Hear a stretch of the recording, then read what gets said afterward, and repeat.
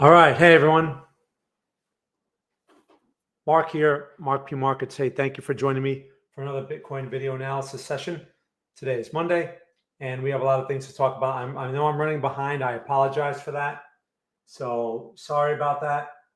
Let's get this thing going right away. All right. So hold on a second. Let me just get this here. So this is for educational purposes only. For investment advice, please consult a licensed investment advisor. All right. So if you're new to the stream, welcome. And let me explain to you how this works. So first thing, what I'm going to do, run through the economic calendar very quickly. Then we'll talk a little bit about this Bitcoin situation because it is unusual. And then we'll go right into the trades. Right? I don't want to spend a lot of time with the analysis. I want to spend more time on the trades. So we're going to do that. All right. So if you have any questions, please let me know as I go through the stream. Also, feel free to share what city or what country you are from. It's always a fun fact. I'm streaming from the greater New York City area, also known as Northern New Jersey. All right, so again, welcome everyone. Hey, Izzy. All right, cool. All right, stop fooling around. Got James. All right, it's a holiday today, so I'm not expecting much of a crowd. Plus, today was the inauguration, so I think it made for some wild movements, especially in Bitcoin. All right, so first thing, let's get into the economic calendar first. All right, so real quick, there wasn't really a whole lot this week. I saw, I think it was on Friday, there was there was some sort of services PMI number, which is not a big number, but there was also the Bank of Japan has their rate announcement. I believe that's on Thursday evening. So nothing, there were some other economic events, but nothing really stood out as far as dollar moving. All right. I had noticed that the quarterly report, Q3 report for Netflix is coming out tomorrow. So I thought that was worth mentioning. I don't know what time it comes out, but that could potentially move the NASDAQ since it's one of the Magnificent Seven, those stupid terms that they use. Anyway, so just something to keep an eye on. I had not noticed any other notable companies reporting this week. So anyway, just want to mention that. All right, so that's really all there is about the economic calendar. There's really, in terms of economic events, there really isn't a whole lot that's dollar moving. Okay, so anyway, all right, so let's move along. And let me make my chart bigger here. Okay, hold on a second. There we go. So I wrote my analysis on TradingView yesterday. Okay, hopefully you checked that out. And when I wrote that analysis, price action was fooling around basically where this arrow was. And as you can see, I drew this illustration, which pretty much transpired over the next few hours, right? I was not expecting this movement. I was expecting this movement throughout the week, not in a few hours. All right. So potentially this has to do with whatever's going on in the news, whatever nonsense, blah, blah, blah. Right. The thing is, this thing is moving hundreds of points a minute. So it can really, if you use the wrong broker, for example, you can really lose a lot of money. All right. Because the spreads get ridiculously wide and you really can't do much with this. I was watching this on the decentralized exchange that I'm experimenting with, and the price action was at least coherent, and you can get filled at the price that you expect to get filled at, rather than you place an order and you get filled 50 pips higher or whatever. All right. So anyway, so I'll talk more about that once I have something worth talking about. Otherwise, in this situation, number one, the only thing I could say about this is don't get married to any opinions. People that get married to opinions in this will get run over because this thing is wild. Now, we made new all-time highs briefly. And again, that brings in a lot of breakout traders. And then this thing pulled back 10,000 points over the next few hours, which is nuts. So smaller time frames, look for day trades, look for swing trades. That's all you could do in this environment, because no matter how we look at it, this area, this 105 area, even though we blew through it, it's still the active resistance. And we have to respect that. There's a pin bar there. Excuse me. Sorry about that. So anyway, we have to respect that, which means no long-term longs above that level. because you're asking for a lot of trouble. Imagine all the breakout traders at 109 or 108, whatever. Oh, I got the breakout. And now they're stuck. All right. If this thing turns into a bearish pin bar, which it's trying to do, and the low is broken, that's very bearish. All right. That would be very bearish. Now, it's always worth taking a look at this on the monthly chart. And on the monthly, interestingly enough, we had the previous month bearish pin bar. We broke the low of it briefly, and then we just squeezed like this. I mean, this is just wild price action. All right. You have to just watch the low of this. If these lows are broken again, I would be looking for more of a broader bearish move. And that's all we can say. Other than that, you just have to let the market lead. Okay. And just don't, if you're going to look for longs for bigger picture, at least wait for some sort of support level. If you don't have a support level, day trade or swing trade. That's really all I can say about this, as far as the bigger picture. Now, one other thing I want to address real quick is the wave count.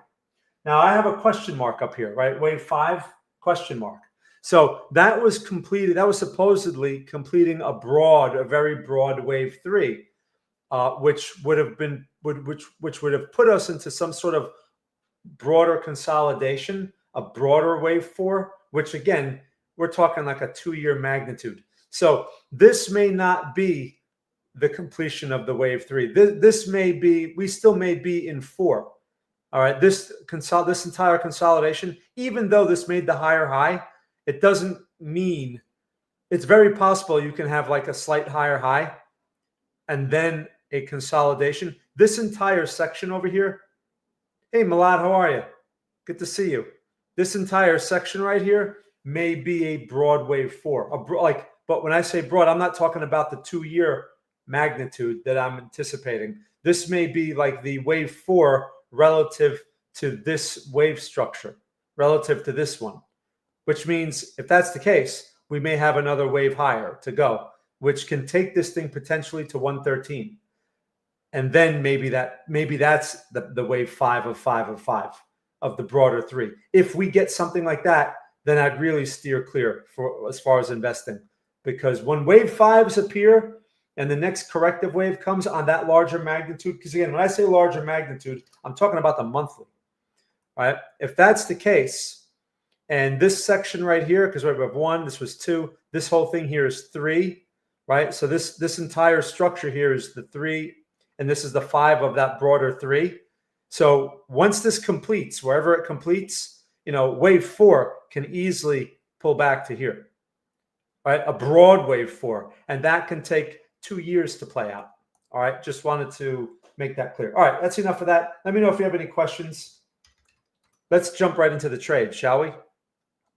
Okay, so by the way, real quick, if you're interested in the Trade Scanner Pro, there are links in the description. Also, if you like the stream, press the like button, press the subscribe. It always helps.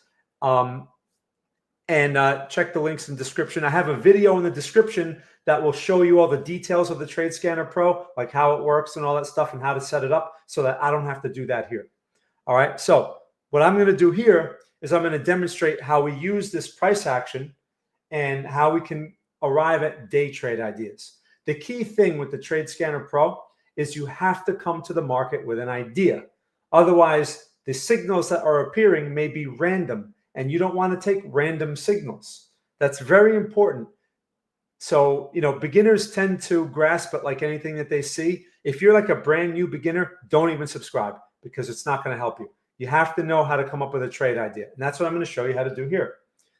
Now, what I'm going to do is first, I'm going to change this chart. All right, we're going to change it to, we're going to go to Bitcoin perp. I'm going to trade Bitcoin, and I know that I'm looking for day trades. I'm going into that. I'm going into this knowing that. You need to know if you're looking for day trades or swing trades. That's the first thing you need to know before you even look at a chart. Once you know that, that will then shape what time frames you look at. Right now, the way it works is we look at 2 time frames to come up with a trade idea. All right, I'm going to turn this trade idea off right now so we don't get confused. So what we want to do is we want to figure out what side of the market we should be looking for trades on. Remember, the Trade Scanner Pro is a confirmation and management tool. It is not a forecasting tool. So you still have to do a little forecasting yourself, but it's not that hard. Now, so since I'm looking for day trades and I know this in advance, I know that I'm going to work on this chart over here. I'm going to work on a 1 minute chart, or I may have to go lower than that. It depends on the price action, but typically 1 minute is as low as you can go unless you have the most expensive version of TradingView. Then you can go lower. But I need context because I need to know what side of the market I need to be working on.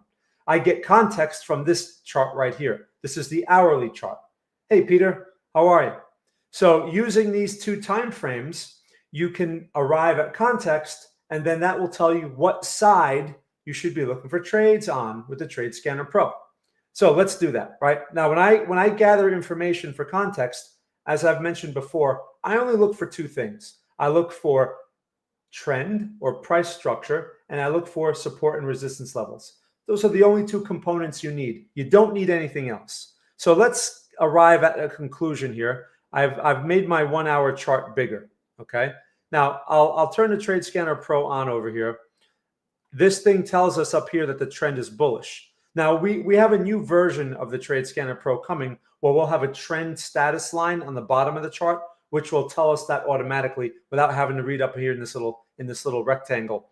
We'll have a color changing line on the bottom. It'll be like over here, sort of like where oscillators go. It'll be a line, but it's not an oscillator. And the line will change colors as the trend is clearly bullish or clearly bearish. If it's anything in between, you get some other colors. And that would basically tell you that you should probably avoid the market, right? If the market does not have a strong trend, because that's where you want confirmation signals when the momentum is the greatest, right?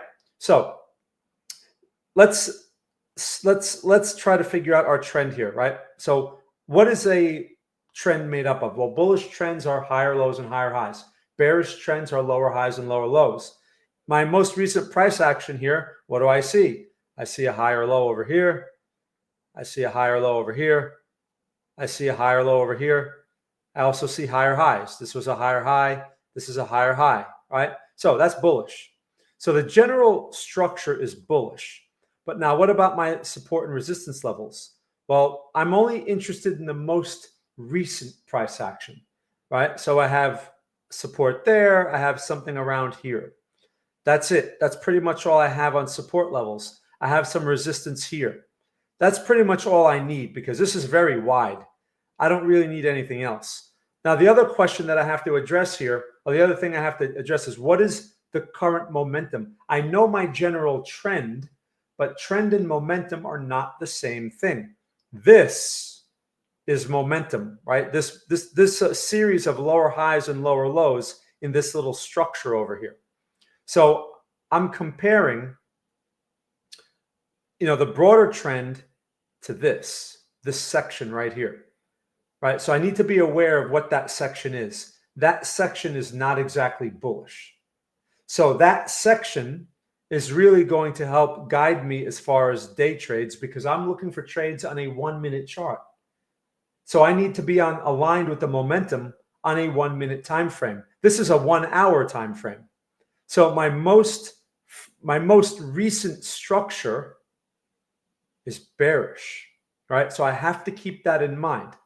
So how do I use that? Well, if I'm right at a support level, then I should resort to the broader trend, which is bullish. But if I'm not at a support level, which I'm not, then I should resort to the momentum, which is this movement here, like I just pointed out. So if that's the case, what side should I be working on? Let's see if you guys are paying attention. Should I be working on the bullish side or the bearish side? What do you guys think? When I go to my 1 minute, what side should I be working on based on this information that we just evaluated here from the chart? Anyone want to tell me? You can say, I don't know. See if anyone's paying attention here.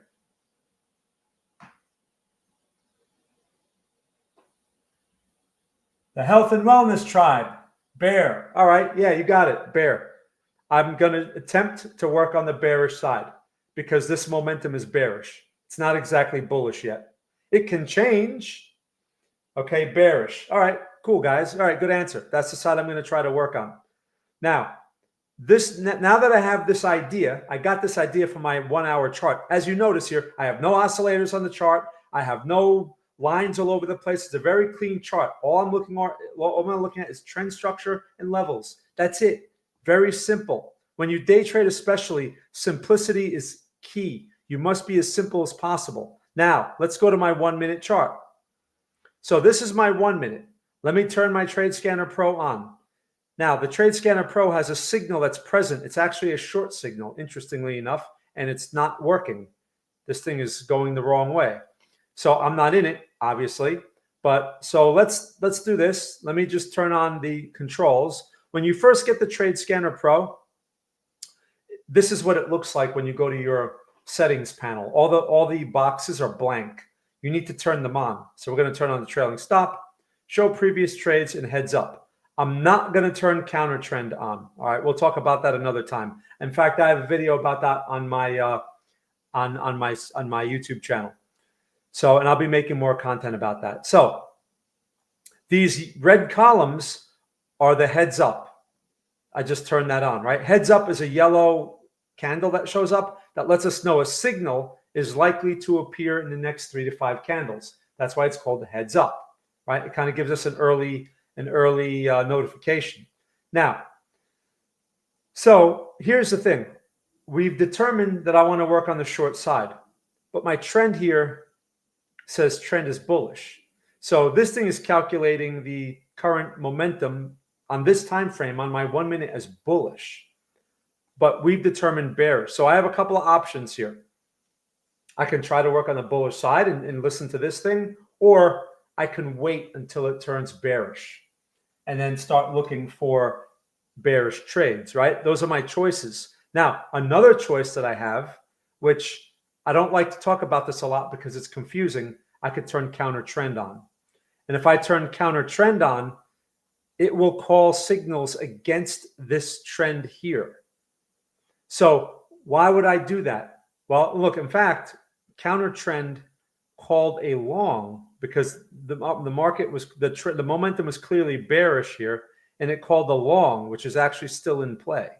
So that can be confusing. That's why I don't like to talk a lot about counter trend on these streams, because you have to have a little more experience to understand what you're looking for, right? If you just randomly switch between trend and counter trend, you're going to have signals all over the place. What counter trend does is, again, it ignores the momentum on the smallest time frame, and it helps us align with the bigger time frame if the smaller time frame is not aligned. That's the whole idea behind it. So what do I do in this situation? Well, I'm not doing anything. I'm not taking this trade. There's nothing to do here. So I need to see a bearish situation, right? We don't have that right now. So I just have to sit here and wait. All right, now let's turn counter trend off and let's wait. This will probably, here's one thing to note also. These red columns at the time meant that this trend on this smaller time frame was bearish. That's what that means, but it changed. It changed over here somewhere. I mean, just a few minutes ago, it generated this red column. So the trend was bearish a few minutes ago, right? Like maybe 10, 15 minutes ago. And then you had this little up move here, and it changed the whole thing. So we have to wait until something breaks and let that trend turn bearish again. And that's when we can start looking for signals, right? We'll notice that up here. Also, if we had the trend status line, it would tell us there as well.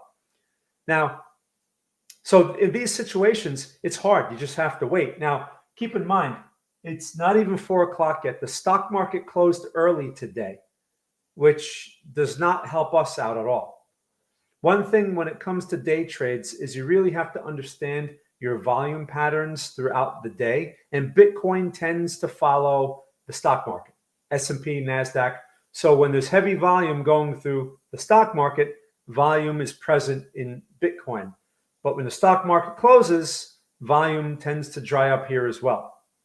So Bitcoin has its own other nuances that, you know, you may find volume like like on a Sunday at like 8 p.m. or a Sunday at 3 p.m. That's specific to Bitcoin because the stock market's clearly closed at that time.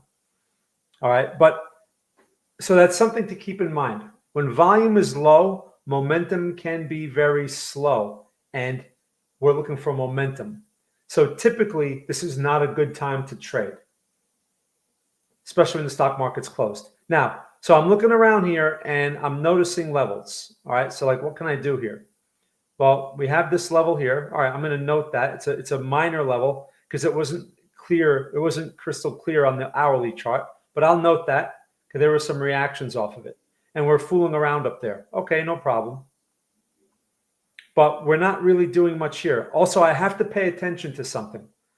We do have, although we're looking for bearish movements, there is a higher low over here, right? And I should not see higher lows if I'm looking for shorts. I should see support breaks and I should see lower highs. That is what I should see. We had some lower highs over here, but then it changed. This is, you can basically consider this like random price action right here. Now, we have a little mini lower high over here. Okay, all right, look, trend just changed. See that? Changed to bearish.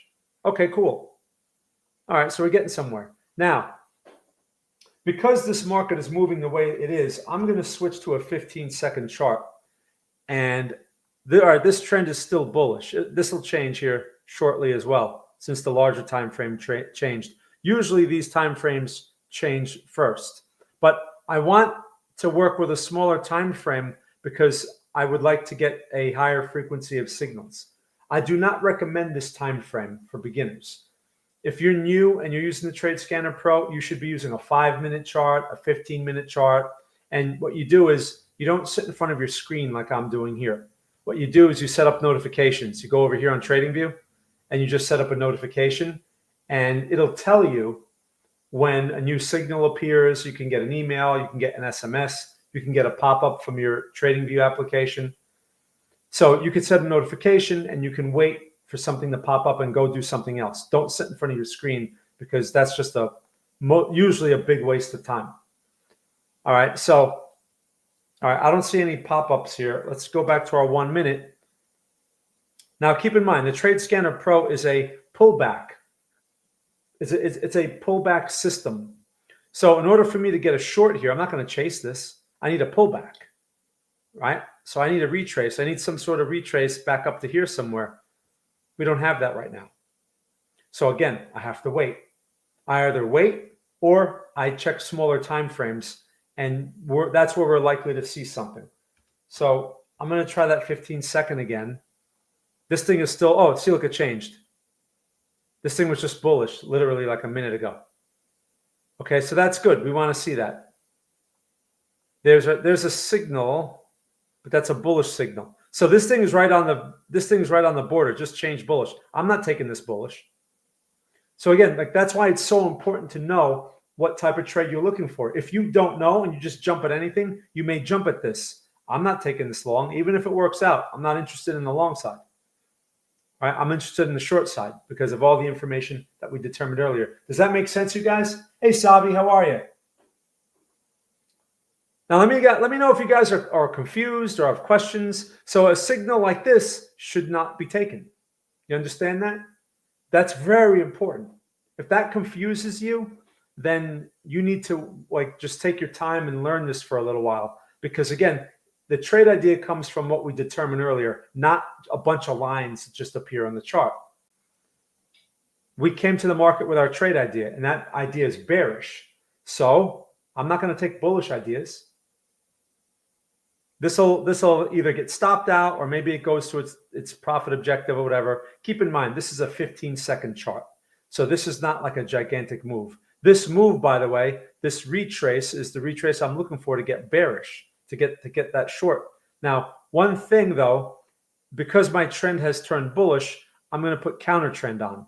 Now notice the trend that trade vanished. Right? This is exactly why I have counter trend mode for situations like this. Wow, look at this short. That was nice. Nice counter trend move right there.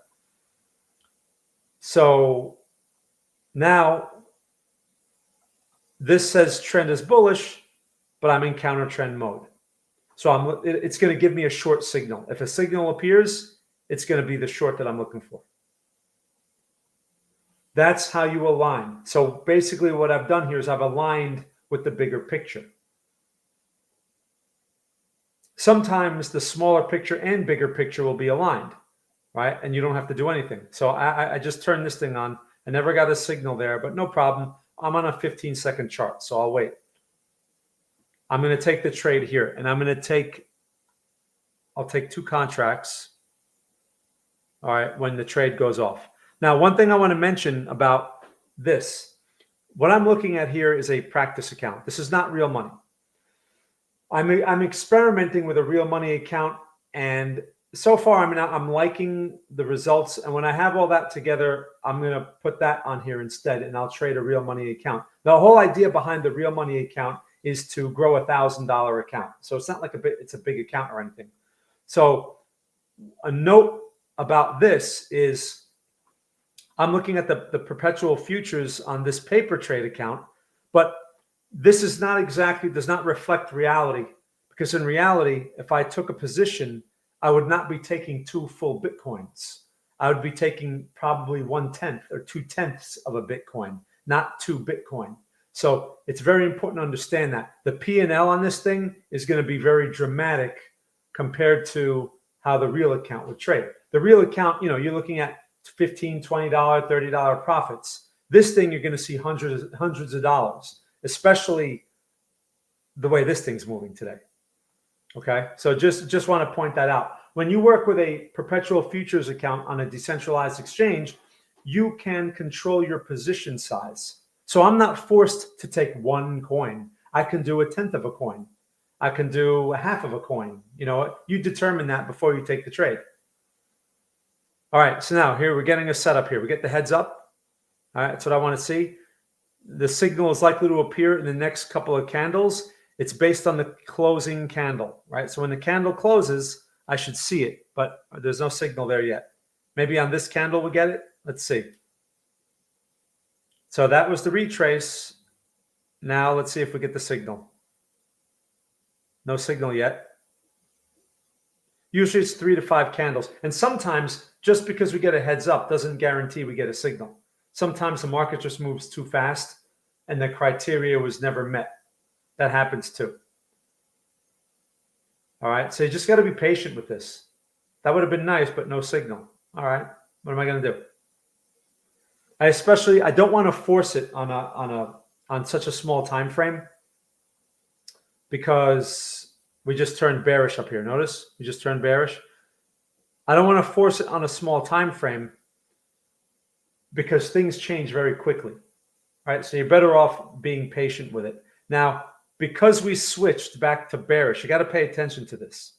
I got to switch out of, well, actually, maybe if this thing bounces back up here, then I won't have to switch out. Because I'm in counter trend mode. It's looking for longs now. Remember, counter trend mode is your counter to whatever this is. See, it just turned bullish again. So that could be confusing. And in fact, we're working on a solution for that, so that it won't be so confusing. Because I find, that's not really appropriate for beginners. And this tool is really supposed to be geared toward beginners. All right, so still waiting for a short signal. I want to go short, but I'm not going to chase it. Remember, 15-second charts or anything smaller, like if I go to a 5-second, the price action is very dramatic. Okay? See, the 5-second chart is bearish, so I'm getting bullish signals all over the place. I'm not interested in those. Back to the 15-second. So we may have to wait a few minutes here. I mean, look, you can measure how long it takes from one signal to another. For these signals, I mean, look, from this one to this one, that was about 18 minutes. So that's 20 minutes from signal to signal. You got to sit there and wait 20 minutes. It could be very frustrating at times. This one here took about 7 minutes, almost 8 minutes from signal to signal. And we haven't had one since, right? How long has it been? 13 minutes. So that kind of gives you an idea. Well, how long do you have to wait? Some people just don't have the patience, and they try the free trial and they send me all these emails. Oh, this thing doesn't work. Oh, I never get a signal. Oh. It's like, dude, what time frame are you on? I'm on the hourly. It takes hours to get a signal if you're on the hourly, right? I'm looking at a 15-second chart and it can take up to 20 minutes, as you can see, or even 10 minutes or whatever on a 15-second chart. So think about that. So you have to understand your time frames. Hey, Nubs, how are you? Thanks for stopping by. Good to see you. So again, for anyone that's new, if you want to check out the Trade Scanner Pro, you can do a 14-day free trial. You can go to the link in the description. Right? I'm waiting for a signal. Otherwise, I'd show you the page right now because I believe a signal will be popping up here soon. And I don't want to miss it because it's quick. 15-second charts are very quick. Right? Now, I don't want to be sitting there talking about the thing and then I missed the signal. So we'll just wait it out. But you can go check out the page on your own if you want, the Trade Scanner Pro page. And there's a 14-day free trial. Just make sure you put your TradingView username in the field correctly. Otherwise, you won't get an invite. That's another thing. People don't put the name correctly, and then they never get an invite, and then I get 10 emails from them. A few good runners on the 1-hour charts. Oh, yeah. I mean, Bitcoin's been nuts. I mean, yeah, when you catch a runner, especially when it goes from, 100K to 109 in a matter of a couple of hours, there's going to be some moves to capitalize on for sure.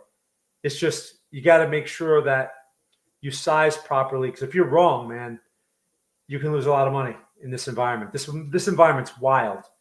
I mean, to see Bitcoin do 10,000 points in just a few hours was a little surprising for me. Okay, maybe we'll get something here. I don't see a heads up though. So nothing yet. I'm still am I in counter trend mode? I should be. Yeah, I'm in counter trend mode. So I'm still looking for shorts. Got to make sure you're aware of that. It's easy to forget. Okay, and it says it up here in this little information area. Counter trend mode is active. All right, but I have no heads up. If I have no heads up, that means there's no signal. No signal coming yet. All right. So again, we have to wait it out. And we don't want to react, as tempting as it is, we don't want to react to all this price action. That's the whole point. The Trade Scanner Pro is a confirmation tool. So when we see nothing on the chart, we do nothing. That's the whole idea. It keeps us out of trouble. Because look, if this thing pops up to here, something like that, we may get that signal soon, but we'll get the heads up first. And I don't see any heads up yet. So just have to be patient. All right, there we go. And again, this is why you don't react. If I had shorted this, I would not be too happy right now. Right? So you don't react. Let the market confirm. And we have nothing there yet. Okay, there's something. Oh, and I had no heads up for that either. Okay. I'm short. All right, I shorted 2 contracts. Man, that thing just came out of nowhere. All right, I guess that happens sometimes. No heads up. So, in fact, my price is not the blue line is the entry price. That's not the price I got. But hey, what am I going to do? It's not going to, especially on this such a small time frame. It's not going to be perfect. All right. So as you can see here, I'm going to erase this blue line over here so we can see the profit objective. This is my profit objective. It's 1.5 times my stop loss. Right. This may go to the stop. This thing is wild. All right. It's on a 15-second chart. Very important. You have to respect the orders. You have to, because especially in this environment, because when you're wrong, I got to get out of this thing. If the red line gets tapped, the trade will vanish from the chart. These lines will vanish from the chart, and that's how I know it's stopped out. Sometimes it goes right up to it, and then it doesn't touch it, right? But if it touches it, you have to respect it, because if you're wrong in this environment, you can lose. I mean, Bitcoin is moving like 1,000 points in like 5 minutes. So you can't sit there and say, oh, it'll turn around. You just have to get out, take the loss, and get back in if it gives you another signal. That's all you can do. Okay, it's very tricky. All right, out. I'm not even going to mess around with this thing. So maybe I get another signal. I'll try it again if I get one. But you got to respect it. Okay, and that could be hard to do. So I got a heads up on this one. I got another heads up. Okay, so maybe I'll get another signal very soon here. Now, keep in mind, it's very possible that sometimes you get a couple of losing trades in a row. That happens in slow environments like this. Remember, the stock market's closed. So, we may not get anything special here. All right, so I'm waiting for another signal. I'm still in counter trend mode. This thing is trying to work its way higher. You notice there are higher lows in my face here. So I am kind of fighting this a bit.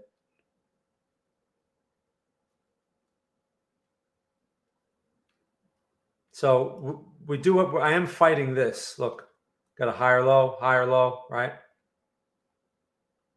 And we broke this little resistance area over here. So I'll try one more short. If the short doesn't work, then I'm going to have to sit back and let the market give me some more clarity. I got plenty of heads up there. Now you may be wondering, can you get short earlier on the heads up? There's a short. Okay, short. Man, this thing moves fast.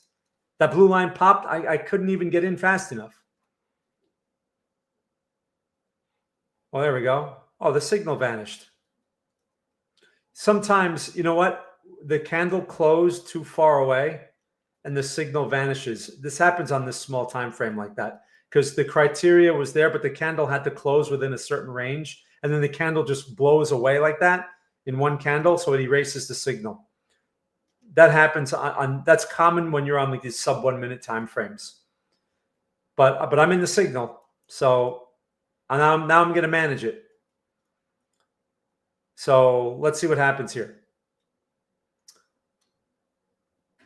I don't remember where my stop was, but I'm going to assume it was up here somewhere. I know it was pretty tight because on a 15-second chart, typically you're looking at 50 to 60 points on Bitcoin. Now, keep in mind, this is going to be this price action can be very erratic and very dramatic. Now, I'm going to check my 1 minute time frame. What's going on over here? Oh, interesting. That's a long, that's a counter trend long that's still in play. All right. Not interested in that. Don't be confused by stuff like that. This is a 30-second chart over here. Oh, interesting. Look, this 30-second chart called a short back here, and that's still in play. And the trailing stop has advanced. So sometimes you can find a trade on a larger time frame, a slightly larger time frame, and you can use that as a point of reference. Okay, so I'm short. I got short on that 15-second, but I can resort to this 30-second chart, which is almost, it's just a little bit longer. But this works. I'll take it. And look, we're at the profit objective. But I'm not going to get out on that. I'm going to let this thing I'm going to try to ride this thing a bit because this thing moves, man. This thing likes to move. All right, so let's see. I'm going to see if this thing can go. I should take one off at the profit objective. It's usually a good idea, but I'm going to try to give it a chance. All right, that's the whole point of having a profit objective.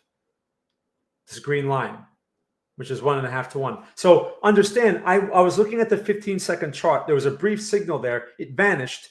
I went to the 30-second chart to see if there was anything there, and here's a trade. It was there for a while, right? But I managed to get in over here, right? So it retested the entry price on the 30-second chart, and that's where the 15-second gave us that signal, and this is what we have now. It went to that profit objective. It's given me a hard time. Now, I'm still in counter trend mode, right? I could turn that off now, counter trend mode, because the trend is bearish on this time frame, and I want to be with that trend. So I turn that off. Oh, it turns off the signal too. Okay. Got to turn it back on. I got to keep that on. Oh, because the trend was bullish when the signal was called. Okay. All right. So no problem.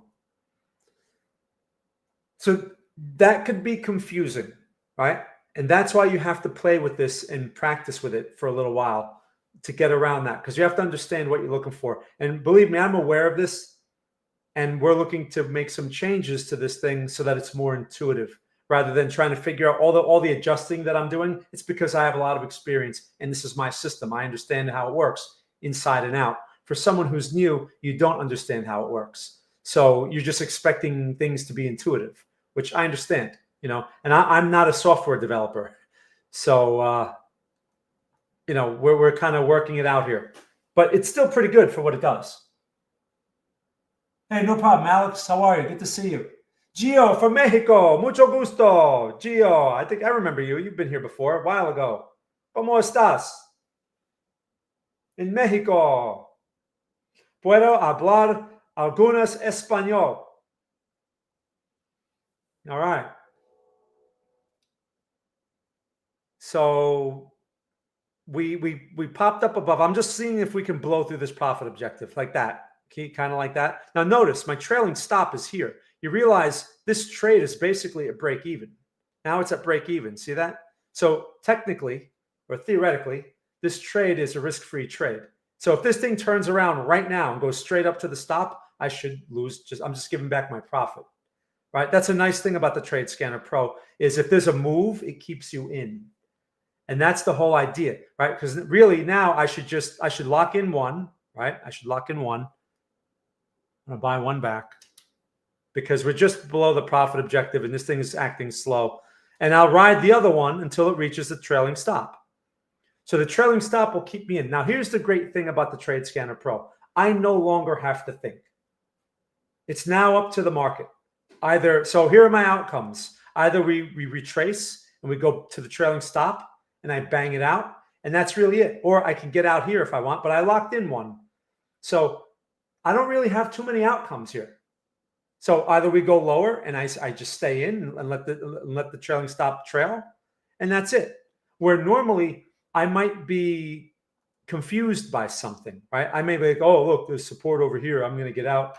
Or you may second guess it. Maybe a big green candle shows up, which is very common in these situations. A big green candle, and it might scare you out of the trade. Meanwhile, it's nowhere near the trailing stop. By the way, if you don't like these colors on the chart, you can change them. All of that you could change from the settings on the Trade Scanner Pro. Like on this lower section here, all these colors, you could change all those to your whatever your preferences are, if you find those colors to be annoying. All right. So again, like I said, either we go to the trailing stop and I'll give back some profit. I'm willing to give it back, but I'm willing to give back profit to try to capture more profit. That's the trade-off. So something like this may get you out. Oh, I'm getting out. This thing is going to reverse now. You may get out. Meanwhile, it only may reverse up to like up here and then turn around again and make a lower low. Okay. So that's how this is a nice demonstration of how the trailing stop, how the Trade Scanner Pro works. So the key to this whole thing, as you guys remember, was we determined what side to work on before anything else. Remember? So this wasn't just like a random signal I took. I was looking for the short signal. I was purposely looking for it. There were plenty of long signals present on the chart, but you can't be confused by those. Ignore them if that's not what you're looking for. Because remember, the Trade Scanner Pro can't think for itself. It's not a forecasting tool.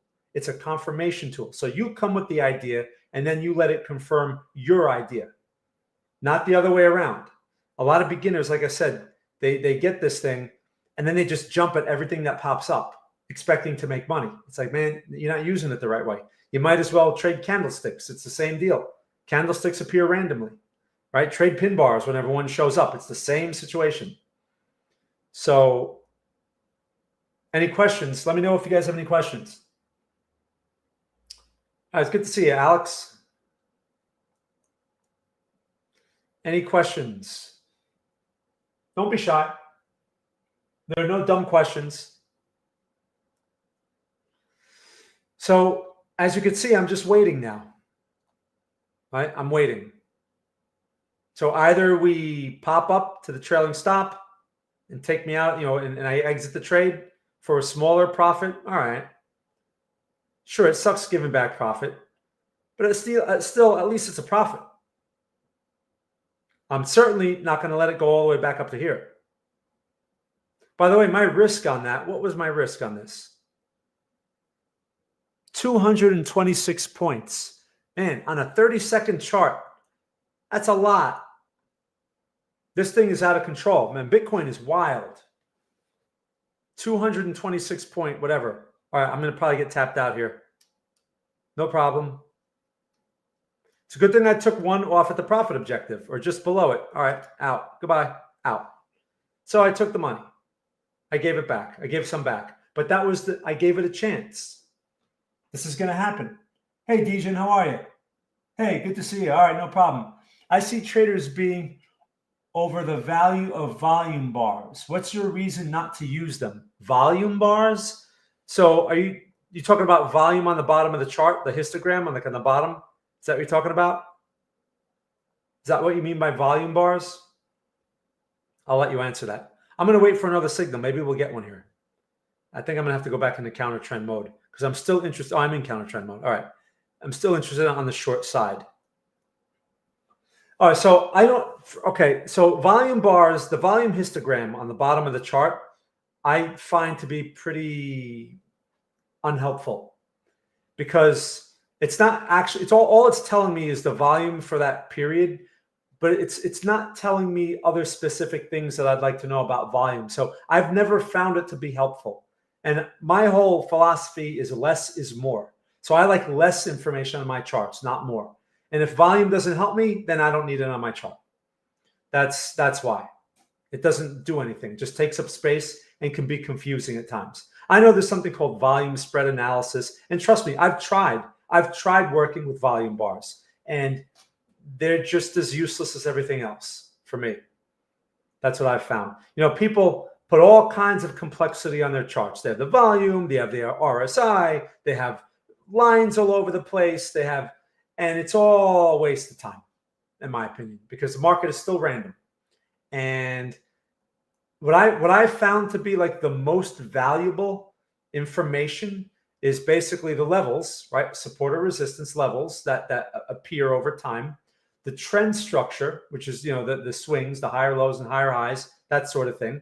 And trend lines, right? I found a trend line to be the most valuable. Like if I connected these two lines, like this one and this one, the third one, right, which would have been over here, that I find to be more helpful, especially on day trade timeframes. Trend lines do a better job at forecasting the near future than anything else, because a trend line projects forward, while an oscillator is calculating backward.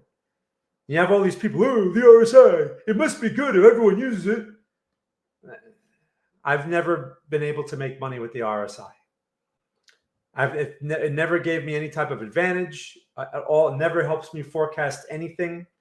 All my analysis on TradingView, if you notice, I use nothing but support and resistance levels and trend structure. And I'll draw lines to note some things on there manually. That's it. Less is more. Because you have to have you have to maintain a very open mind, especially on these time frames. When you're dealing with the bigger picture, you have a lot of time to figure things out, and you have a lot of time for the market to prove itself and this and that, right? But when you're working on sub 1 minute time frames, which is what I usually do, or 1 minute, the market changes and then it changes again and then it changes again. I mean, just look at Bitcoin over the previous couple of days. I mean, it's been nuts, right? We go from 102 to 109 back to 100. That's a lot of changes right there. And that can wipe you out if you're using leverage and you get stuck in an opinion, for sure. Okay, when it's moving thousands of points in less than an hour, that's just wild. Okay, so what's happening here? I got a higher low, right? I'm noticing that it's a higher low, even though it's a 30-second chart. I'll note that. Okay, that's a little bit of a change there, right? Okay, I'm still open to the short side. Let me go back to my hourly and let me just see, where am I? What's happening here?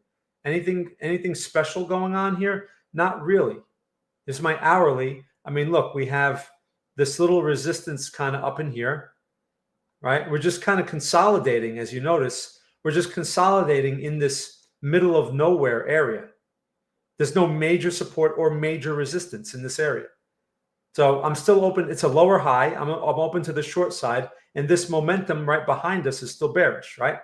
So none of that's changed. So I'm interested in the short side, but no signal. Okay, my trend just changed on here. I better put counter trend back on turn it off, right? Because my trend is now bearish. So I want bearish trades. I got to keep that.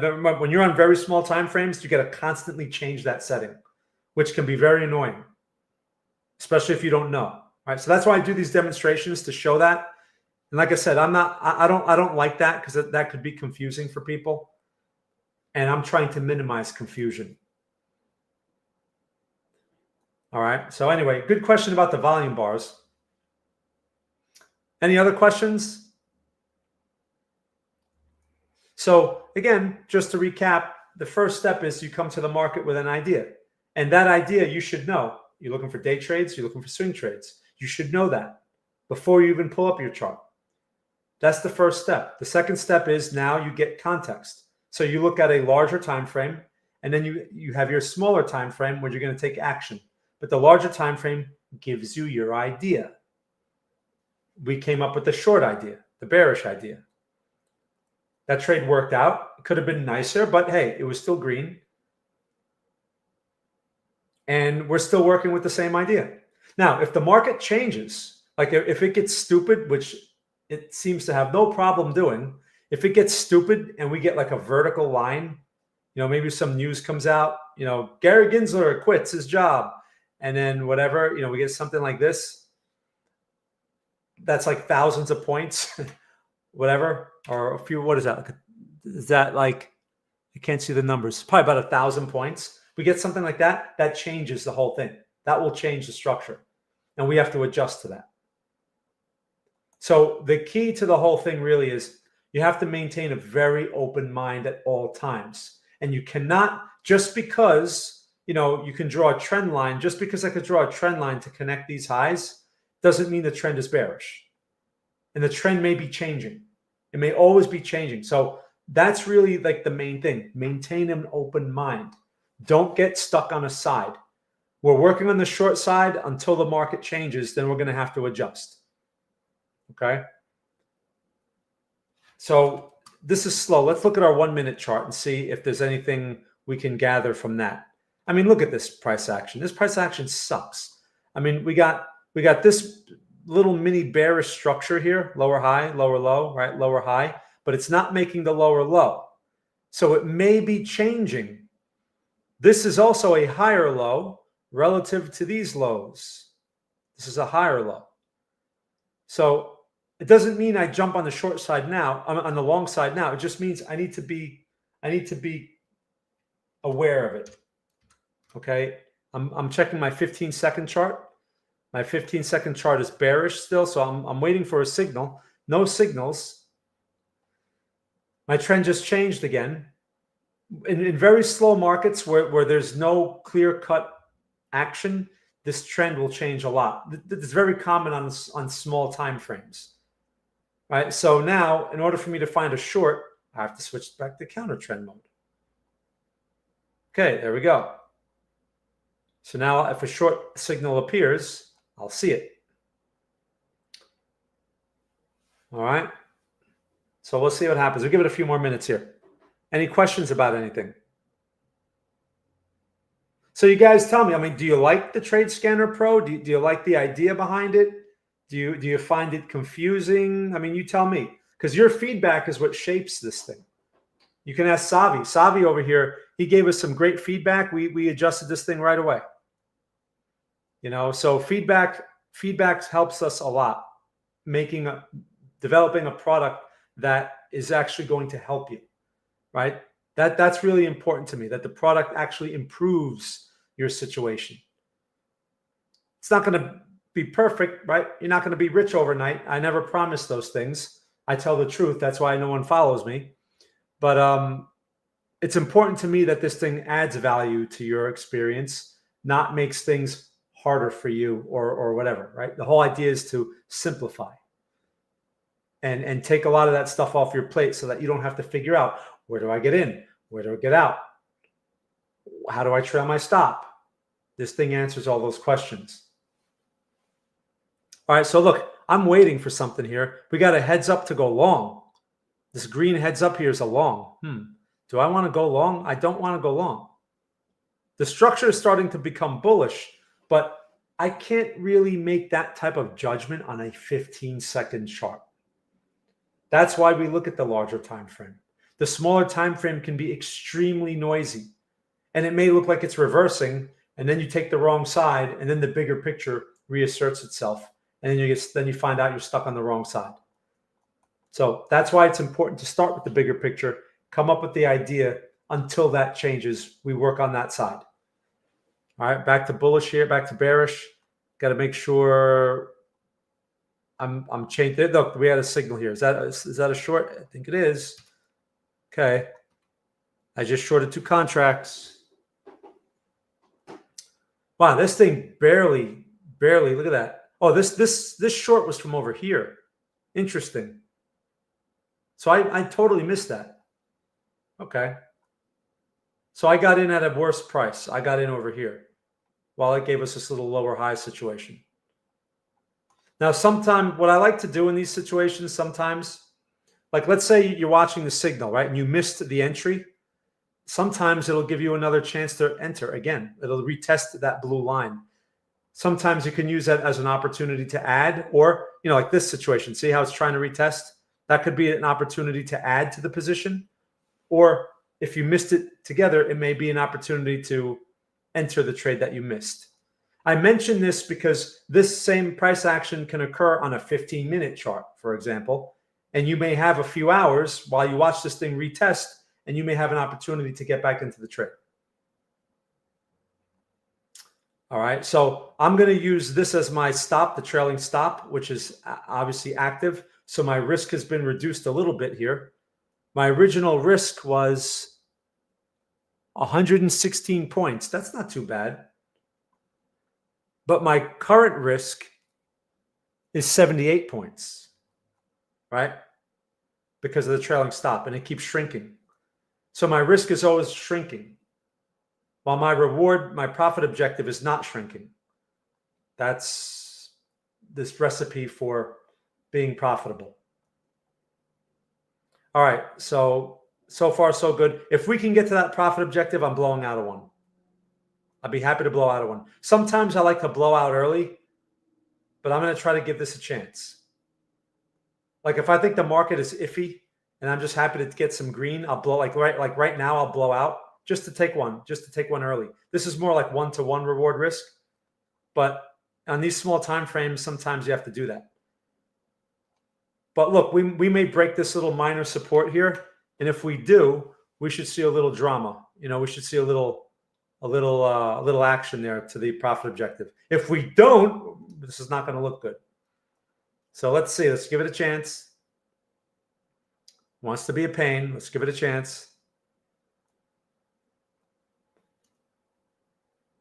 I have to be, I'm very quick with this because the way it's been moving these days, one wrong move, you get stuck on the wrong side. I mean, again, this thing's 500 points against you in literally a minute. And that's, not fun to be stuck in. All right, again, this is why I don't react to the green candles. All right, beautiful. All right, let me get out of 1. Profit objective, out 1. All right, now let's see if the trailing stop can give us a runner here. So once again, I'm letting the random nature of the market work for me rather than confuse me. If the market randomly decides to break and get hammered, I'm still in it. Right? And I have the trailing stop to keep me in as a point of reference. So I locked one in I locked the profit in. That's why I take 2 contracts. I lock one in, and now we'll see where this thing goes. I may break even on this, or maybe I'll capture more than I would normally capture. I've seen situations where this thing will run 4-to-1, 5-to-1, 10-to-1 on these very small time frames. It's not hard to get like a 10-to-1 move because why? The risk is so relatively small. It's just multiples of this risk. So if this risk here is what was the risk again? 116 points. So let's just say 120 points. And this thing runs multiples of that. Like if it runs 450 points, that's 3-to-1, right? 3 times 16 or 3 times 160. So that's why it's easy to get those multiples on such a small time frame. Look, this thing's going to tap me out. All right, no problem. That's why I lock in the profit objective. It wants to be annoying. That's a really annoying move. Yep. Goodbye. All right, so I broke even on that one. So you see, so I lock in one, and look, it turns around again. All right, what am I going to do?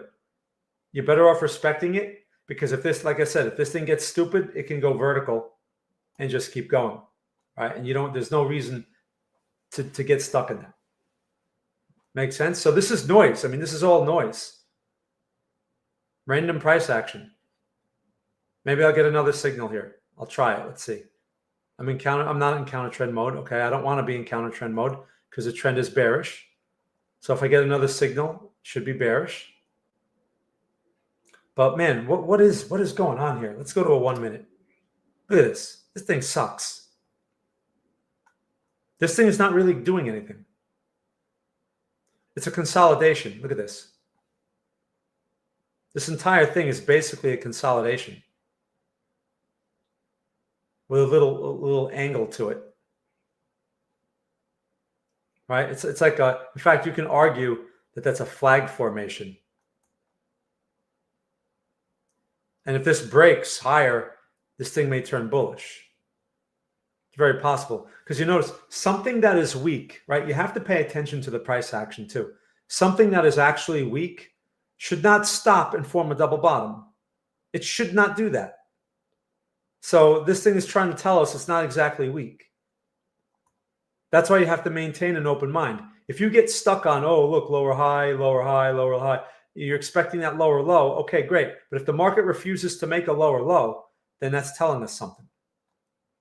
And believe me, everyone else is noticing that too. That's why they get squeezed. That's why the buyers rush in, and then you get squeezed.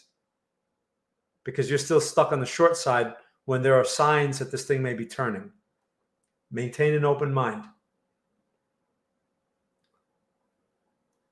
So I'll be open to one more short. I don't like this support level. I don't like that it just bounces off of that so easily, so quickly.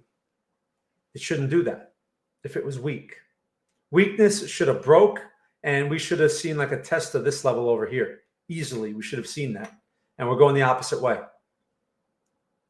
All right, so no problem.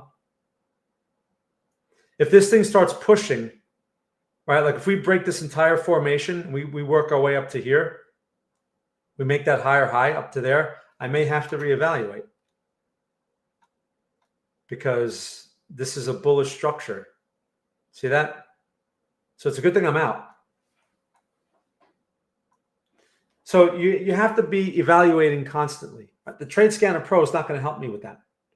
It's just going to give me a confirmation based on what I determine I'm looking for. If this thing's changing to bullish, then I can just switch to counter trend here. Oh, it just changed up here. I don't even have to switch. I can just wait for longs. Okay, but the thing is, we haven't really changed on the hourly yet. But look, we're trying to. Notice on the hourly, look what's happening. We had this bearish pin bar, which is getting overtaken by this bullish candle right here. It's almost 430.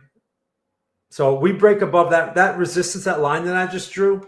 That resistance line is basically the top of this little formation up in here.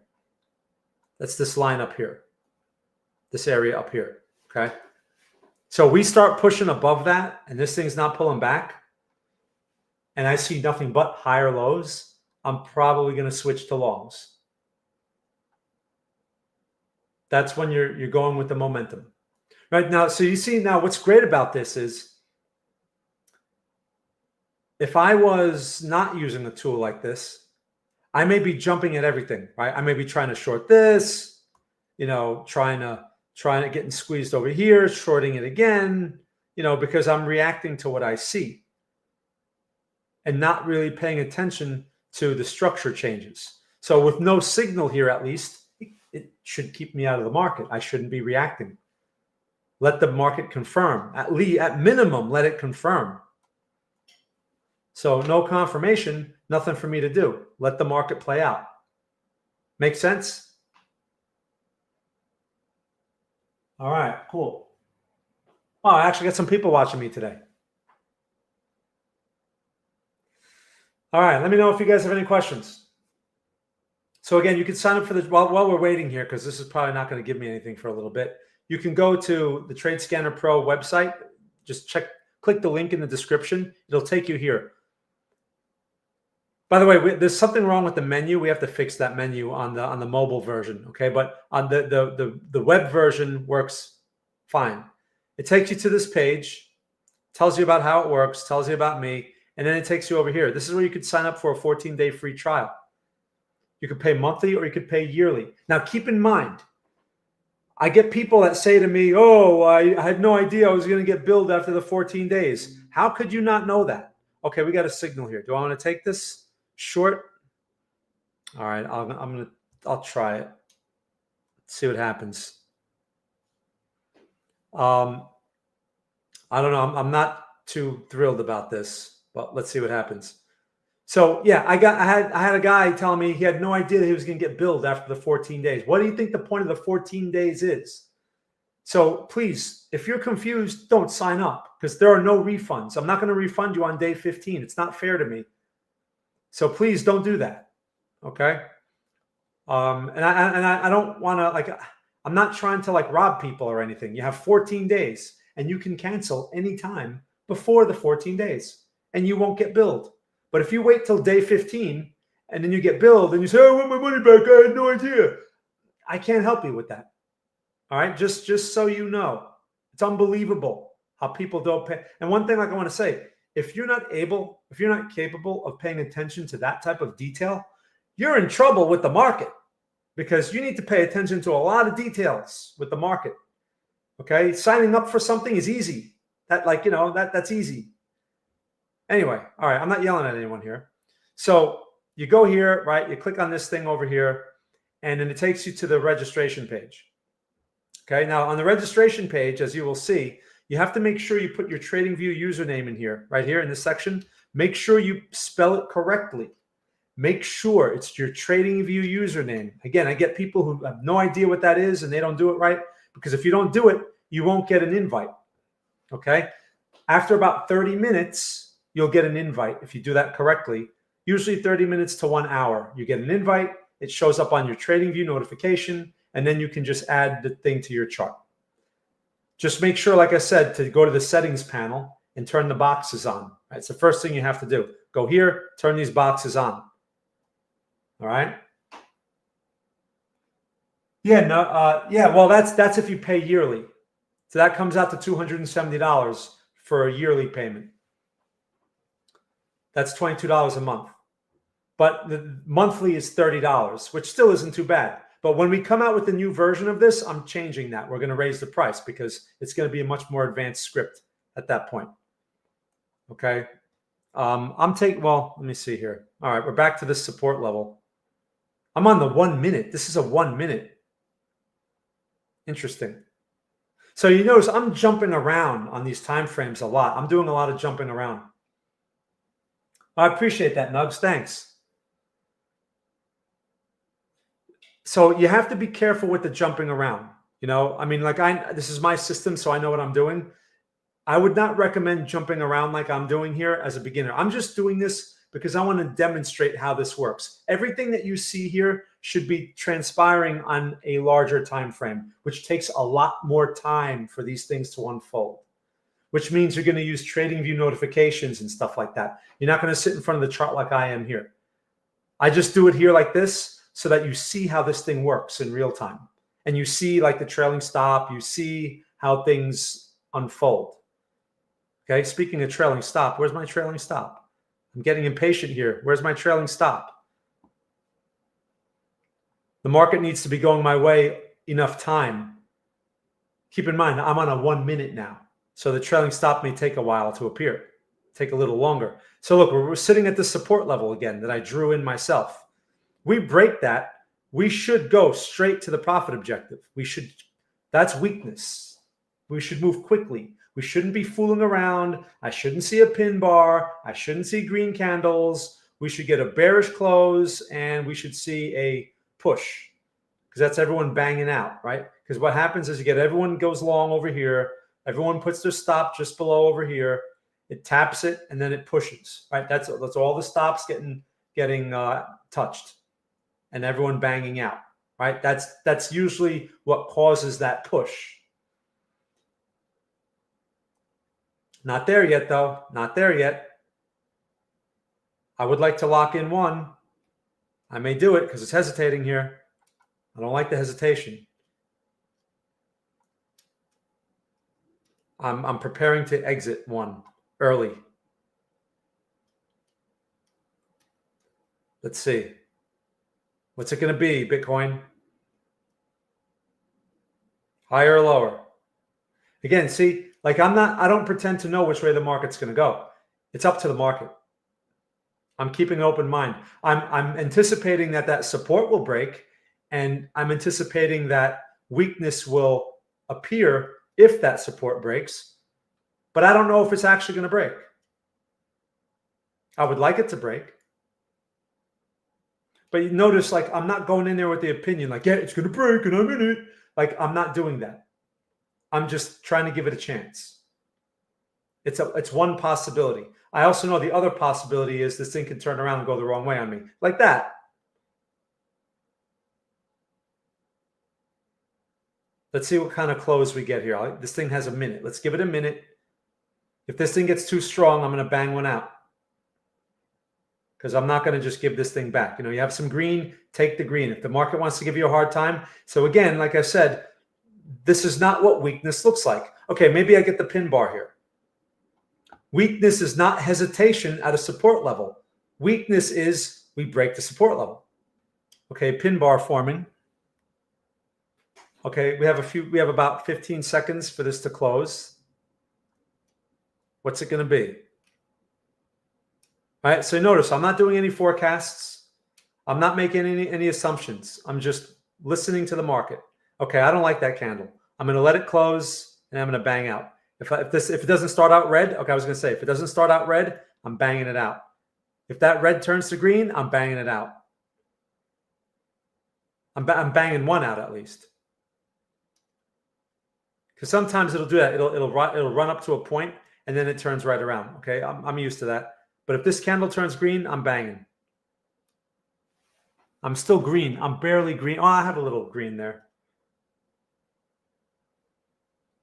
But it's annoying. That support, okay, green. I don't like it. Goodbye. One. All right, turn red. Okay, whatever. I stick to my plan. Now I'm going to hold on to the second one and see if I can ride this.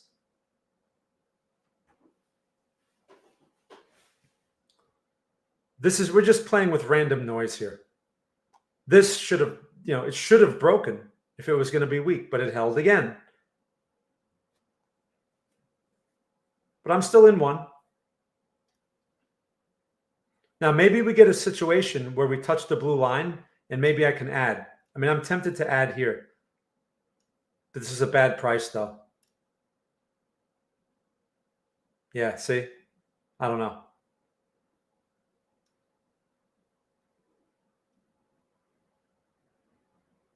It's a nice lower high, though. You have to understand something. I'm noticing the lower high, but this is not a trend. That's something to keep in mind. This is not a trend. We're consolidating. So lower highs don't really mean anything. Lower highs, higher lows, they don't really mean anything.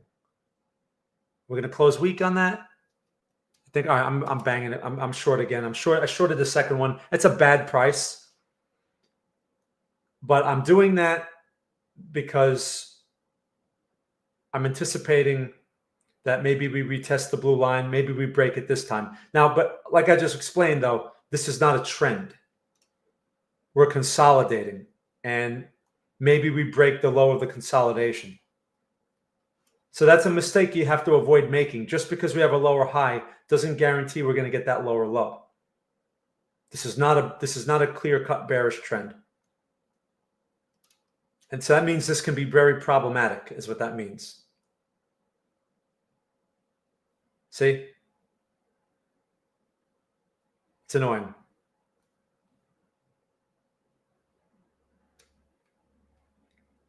So now what I'll do with this is if we go beyond this blue line and we don't turn, I'm gonna bang out that new one that I just put on, because I don't want to take that one all the way to the stop.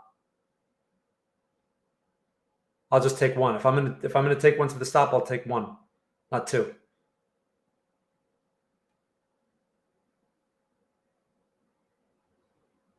How annoying is that? All right, so let's see if we get rejection here. Yes or no? It's up to the market. Now these are 1 minute candles, so they're taking a while to close. Where before I was on the 15-second. Now, if this turns red, it closes red, and we've come off that line, great. That's where I would have put on my second one. I put on my second one early, but this is exactly what I'd like to see to put on my second one, something like this, if it closes this way. Because we retest the entry, right? And it gives you a chance sometimes to put on a second lot. How are we closing? Let's see. Still got plenty of time here. Oh, there we go. That's nice. All right. There we go. Okay, there we go. Let's get stupid. Let's get stupid, people. All right. I think they're going to get stupid here. When I say get stupid, what I'm referring to is when the market just goes in a straight line and just keeps going and going and going. That's when it just gets stupid. Like yesterday, when we went from 102 to 109, pretty much in a straight line, that was pretty stupid if you were on the wrong side. So, yeah. All right. I like this. I like this red candle. So as you can see, like that would have been a nice. The problem with this one is shorting the second one now would be riskier. But the candle, it was a large candle. So sometimes that's going to happen. It's either just avoid because it's too far away, or you get a much worse price, and then you got to deal with this nonsense. So, all right, so let's see where this goes.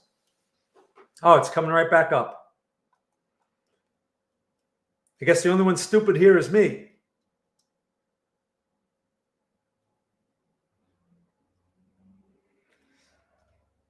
So just being patient here.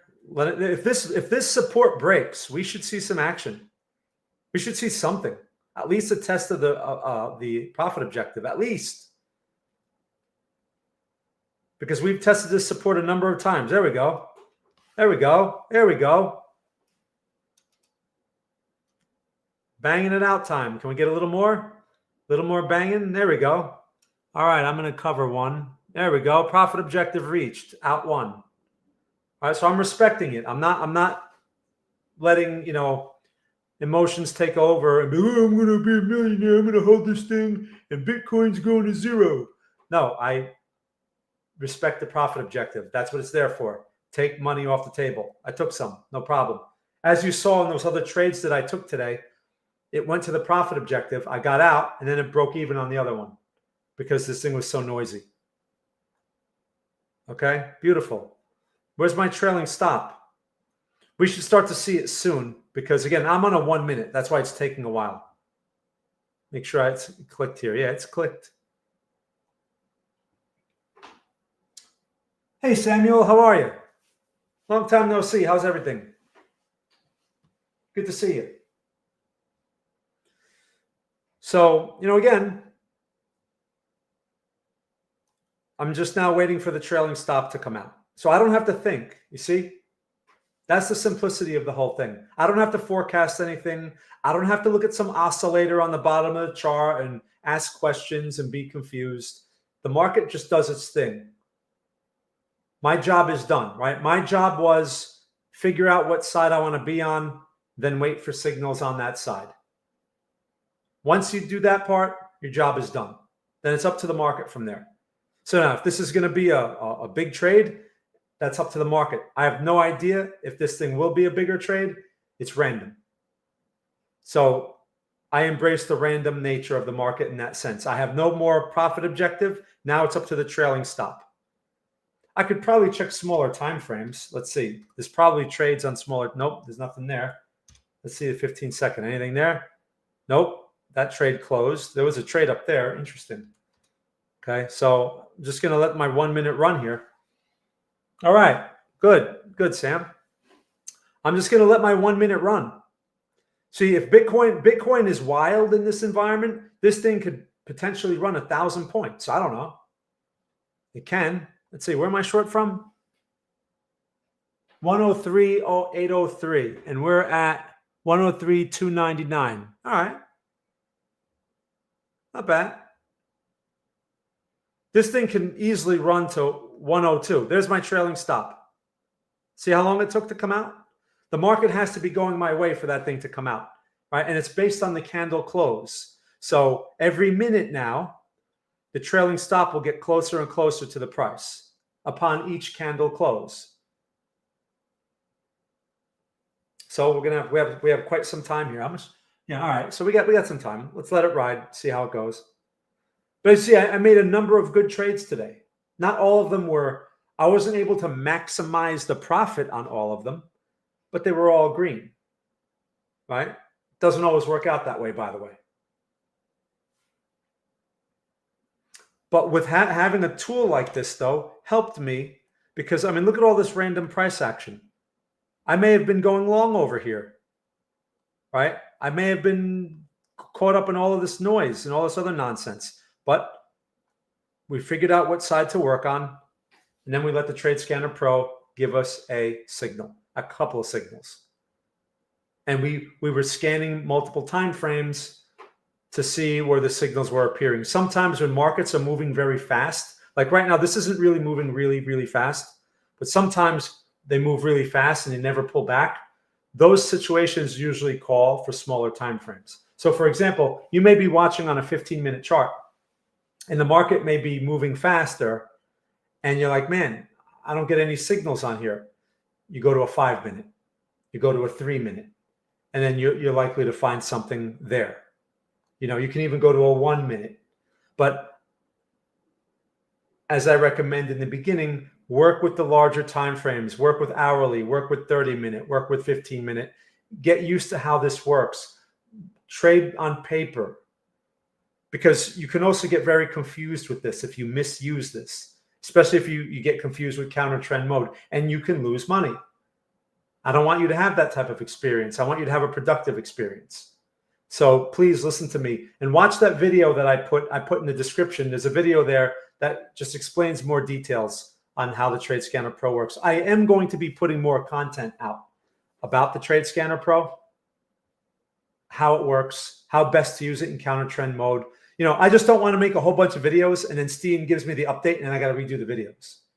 You know, there are some videos I can do that won't really be affected by the update. But that update is going to be pretty important because, like I said, we're going to put what I call the trend status line. It's going to be on the bottom of the chart, something like that. Steven is still working on that, and it's going to replace these rectangles up here. It's going to replace that, so you won't have to see those. All you have to look at is a line on the bottom changing color. Like right now, the line would be red, right? And that means the momentum is bearish. So instead of having a little thing up here that says trend is bearish, you'll just see a red line over here. But when it changes, right, when the trend changes or the momentum is changing, the line is going to change color. So you'll know, oh, things are changing right now. And signals will also stop. When the script detects the changes, no more signals. So that'll also help reduce a lot of the random signals, which is important because right now there are too many random signals. And if you don't know how to use this tool properly, you're going to run into problems. And who gets most affected by that are absolute beginners. You know, people, they've been doing this less than a year. They have no idea how markets work. They have no idea how to do any type of analysis. And they're expecting the Trade Scanner Pro to do everything for them. And it can't do everything. All right, cool. Any questions, you guys? Any questions? All right, it's nice when the trade is going your way. My risk at this point is almost at break even. My trailing stop is almost at the blue line. So again, I'm trying to let the market determine the outcome of the trade rather than my own thinking. I have done my part. I exited at the profit objective, right? So I have done my part. I can choose to get out now because I'm just getting bored of this, and I could just get out. and take whatever profit I have, or I can wait for the trailing stop to get reached.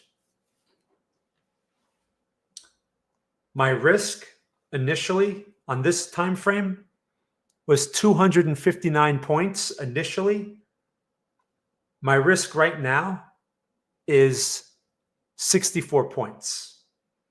Of course, if it goes all the way up there, I'm giving back all this profit. My risk just moved to zero. See that? This is a zero risk trade at this time. This is all profit.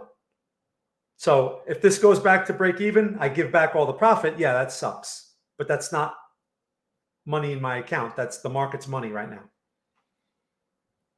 How does commission cost affect your profit outcome on a sub 1 minute time frame? Well, it depends, of course, where you go, but the decentralized exchange that I'm using, the commission is reasonable. It basically equates, it comes to like, it translates to like maybe $3 or $4 a trade or something like that. It's comparable to the futures, like the actual S&Ps. It's comparable to that, which is reasonable.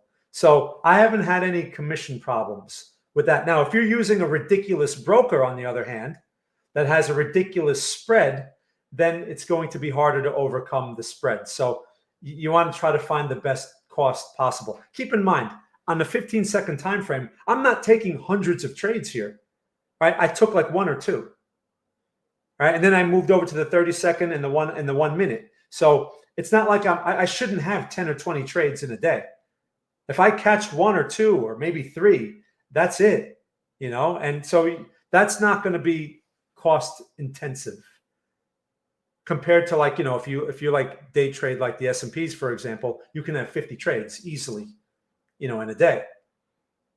But something like this, 2-3 trades, the cost is not going to be a major factor as long as it's reasonable to begin with. And that's why you have to use the perpetual futures. Someone had asked recently about the spot. Forget the spot market.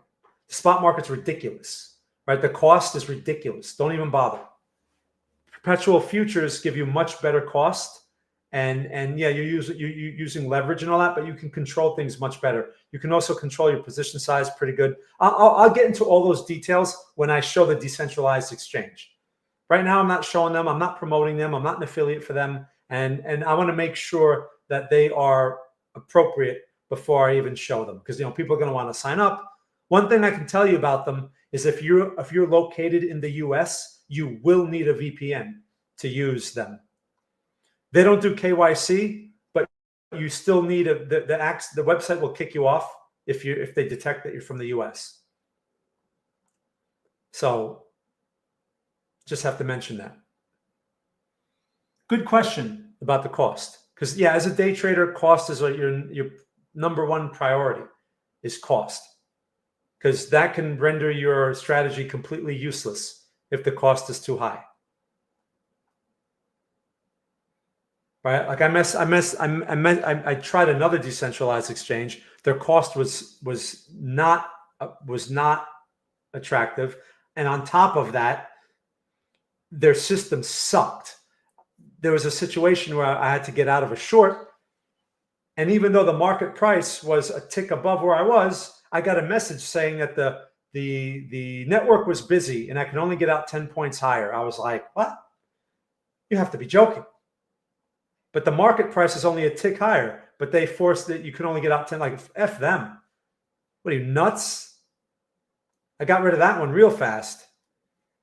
So you can't day trade with that type of situation. I can't worry about the network being busy. What kind of nonsense is that? Okay, so anyway, so far so good here. So you see like how this thing is just keeping me in the trade. I may have second guessed it and I may have gotten out here on that green candle. I may have done that, right? But I'm still in. How far is this thing in my favor now? Let's see. We're at 103.1 and I'm short from 103. It's like 700 points. If I take my profit right now, it's 700 points. So that's pretty good. Too bad it's on paper. But like I said, if I was working on the decentralized exchange, a typical profit, like a good profit, would be like $30 to $40, $50. Because remember, I'd be working on $1,000 account with real money, not not some random paper account. And making 5%, which is $50, is a pretty good trade, especially if it's a few minutes. So that's how you have to look at that. Man, this thing just wants to keep going. All right, go ahead, keep going. Let's see where I'm at in the bigger picture. What's happening on the bigger picture? Good thing we picked the short side, right, people? See, you guys knew. You guys were onto it. So we're getting into this supportive area here. There's that 1027 area, 1027s. All right, so I want to be aware of that. My trailing stop has advanced nicely. But I may want to take this profit here. I mean, this is a nice profit. I don't know. Let's see how let's give it another candle or so. Actually, the next couple of candles, my trailing stop will probably be at my profit objective. So at least I'll be getting the profit objective. But I like to take these extra profits sometimes when they really goes beyond like this. So my support is this 102. Yeah. So this right here is the hourly support. This level right here. That's the hourly support. So you better believe people are going to step in front of that. They're going to try, right? That's what's probably happening here. Maybe we get one more test or the next pullback develops into a higher low. That's very possible around here. Okay. So I'll give it a chance. If I see hesitation, I'm going to call it a day.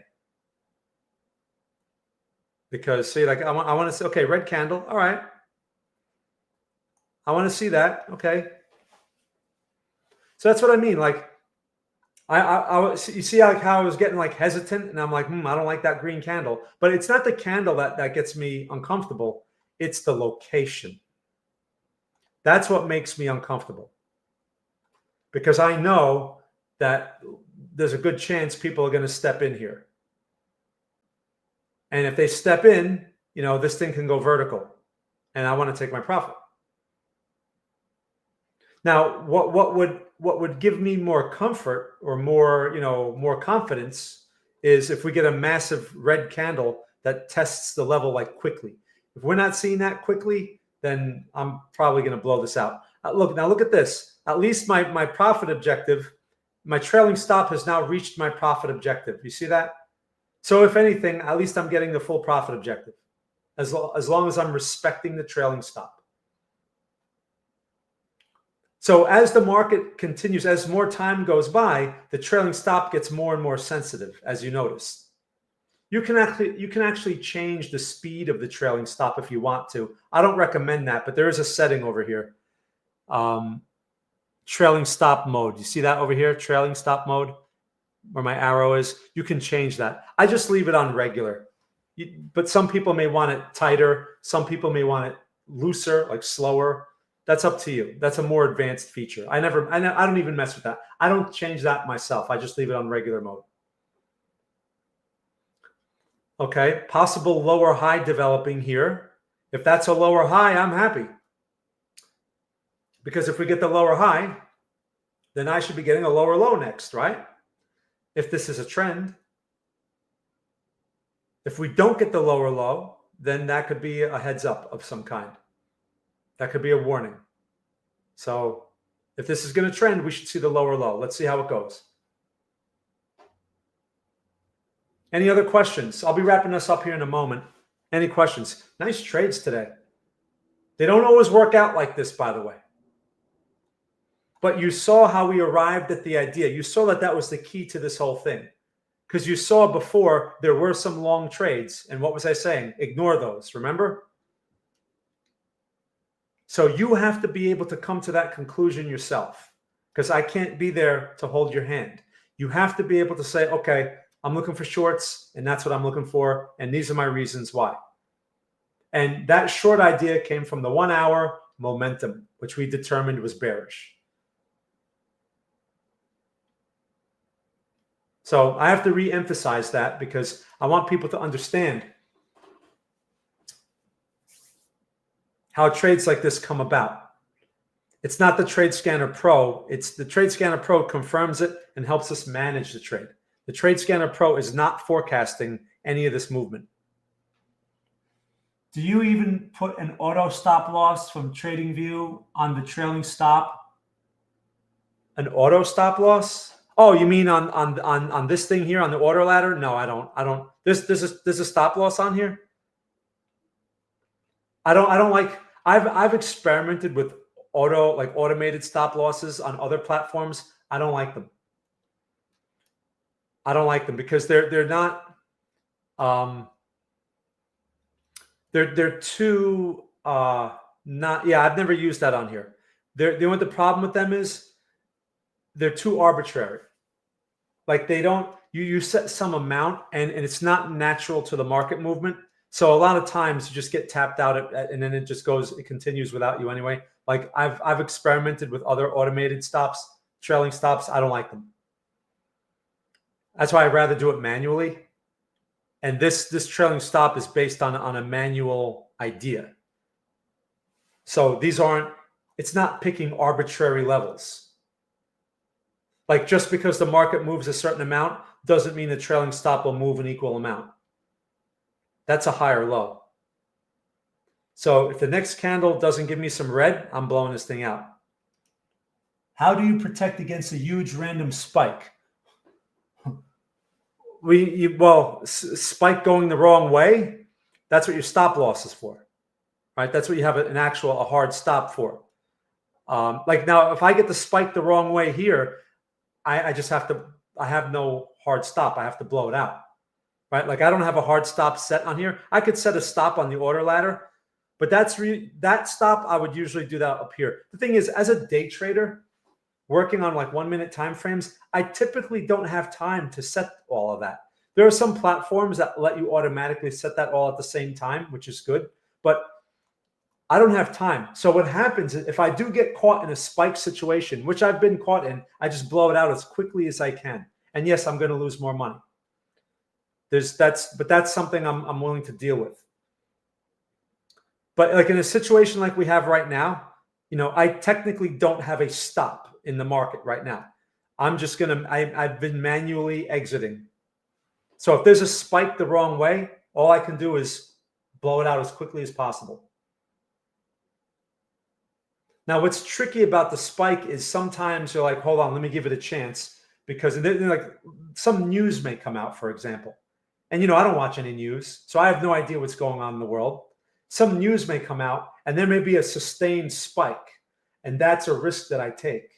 So that can be problematic. That's why when I trade, I try to trade as least amount of time as possible. Right? I take a trade, I get some money, I get out, and I'm done. Because I don't want to be exposed to that situation. Some random news item comes out of nowhere, and then I get caught in a spike. But technically, the protection is having a hard stop somewhere. You need a hard stop somewhere. Does that make sense? Also, be aware of the news. Like, don't trade around NFP. Don't trade around CPI. Don't trade around, news items. Don't trade around major quarterly reports. Try to be aware of those times. Okay, because that's when the market can spike. But sometimes there's random news just comes out of nowhere. Trust me, I've been there. I know. I've been stuck in those situations, and it sucks. Okay, and you're going to lose more money than you normally would like. So, but now on the flip side of that too, if you have a stop and especially this really goes for day trades. For swing trades and all that stuff, you should always have a stop, and the stop should be an adequate amount. So you really don't have this problem on the swing trade time frame. This really has to do with day trades and really, really small time frames. That's really where I find this to be the problem. And when you set stop, sometimes, let's say you have a stop like, I don't know, 50 points away, like on Bitcoin. It'll go up there, tap you out, and then go the other way, right? And that happens a lot. So sometimes you have to give the market a little breathing room. It's just when it starts to move too far in those situations, I'll blow it out. Yes, I'll take more money I'll take more of a loss, but what I rely on is a higher probability of a profit. right? Which usually means the profits are smaller, except when you get a run like this, right? And this is really what puts you ahead, is when you get these runs. Because when I get a slipped stop, like that type of situation where I'm in more than I want to be, it's usually a lot less than this. Okay, I mean, look at this. This thing's like 1,000 points in my favor. Where are we at? 102.7s, right? I'm short from 103.8. This thing's over 1,000 points in my favor. It's unbelievable, right? And so far, I've just been, look, the structure, lower high, trend's still bearish. Trend is still bearish. Now we're at that major support level. See that? Now, if people are going to buy here, they should be stepping in right now to buy. If this thing clears the level, that means no one's buying. But it's really got to clear it. So now if we clear it, what's the next level? I got a line drawn over there. Let's take a look at the hourly chart. Oh, wow. We're breaking. This is a break over here. See that? So the next level, there's really nothing until, what is this? 102.2. And then you're looking at like over here, 101.5. I don't think we'll do all that right now, but what a move. I may have to take money off the table just to take the money. Because I mean, this is a nice move. Okay, what I'll do is, getting hammered. Getting hammered here. What I'll do is I'll wait for a green candle, at least. I'll at least give it a green candle, then I'll get out. Because if the market wants to, do its thing, let it do its thing. Man, look at this. Now I'm upset that this is a practice account. Look at my P&L. And I had 2 contracts originally. And I took one at the profit objective. But that's what I mean. This is what puts you ahead. I normally don't capture moves this large. But Bitcoin is wild. And when it moves, man, it moves. Look at this. Nice, right? So again, they all don't work out like this. So what I'm going to do, I'm not going to even wait for the trailing stop. What I'm going to do is we get a green candle, I'm out. That's simple. But as long as we keep getting red candles, I'm going to stay in. So I'm prepared to buy it back. Man. What a move. This is also unusual for this time of day. But like I said, Bitcoin has just been wild these previous few days. I mean, we went from like this nonsense. This was over what? We went from like, what was that? Like 99 to 109 in a matter of a few hours. And look, giving it all back. Okay, I'm waiting for my green candle. The trailing stop is just taking too long here, so I'm not even going to wait. I'm not even going to wait for the trailing stop. I'm just going to blow it out on the green candle. Look at that. Just keeps going. So do you guys see how this thing keeps me in? That's the value of the Trade Scanner Pro. But like I said, we had to come to the market with our idea. It's a good thing our idea wasn't bullish.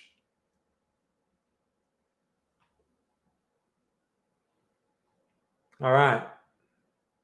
So we are now testing this support, okay, on the hourly. So I'm waiting for the green candle, and then I'm going to buy this thing back. All right. Any questions? So if you want to try the Trade Scanner Pro for 14 days, there's a link in the description. You can try it out. You get billed after day 14. So if you can cancel anytime, make sure you cancel if you don't like it. But also give the thing a chance. It takes a little time to understand how to use this thing. Go back and watch my videos. Every Monday I stream, I demonstrate exactly what I'm demonstrating here. The trades don't always work out like this one, but you see this thing in action and you see how it's keeping me in the trade. So give it a chance. Work on the larger time frames. Try the trading view notifications. Trade on paper. Don't trade real money, because you have to understand that this is a momentum reversal system and it's looking to confirm momentum. So you practice with your analysis like I showed you. Determine the trend, determine the levels, determine the most current momentum, which was this. That's what we base the trade on. That right there. Okay? And it's following through. Man, I didn't even get a green candle. Where's my green candle? No green candle yet. Man, this thing just keeps going. Right? So a good thing, I don't have any opinion. It's a good thing I keep an open mind and I just let the market do what it chooses to do. I'm not guessing anything. I mean, I could have stepped in front of this support and said, oh, there's support there, I'm going to buy it. Not even a hesitation. It just blew through it. So, these levels can be very random. Anyone that stepped in front of these levels just got hammered. Okay, look, pin bar. All right. But I want to see a green candle. Okay, there comes the green. All right, I'm not going to wait for the stop. I'm just going to get out. Let the green close, though. Let it close. And then I'll bang this thing out, because this thing can move thousands of points quickly, as we can see here. First green candle. Well, that's a big candle, too. It consumed a lot of those candles. So this thing's probably reversing. Man, what time is it? Oh, man. I've been talking way too long. Yeah. All right. It's the market's fault. All right. Close so I can get out. That was a nice run, though. I'm not even gonna wait for the trailing stop. Let the candle close. And look how fast it's recovering.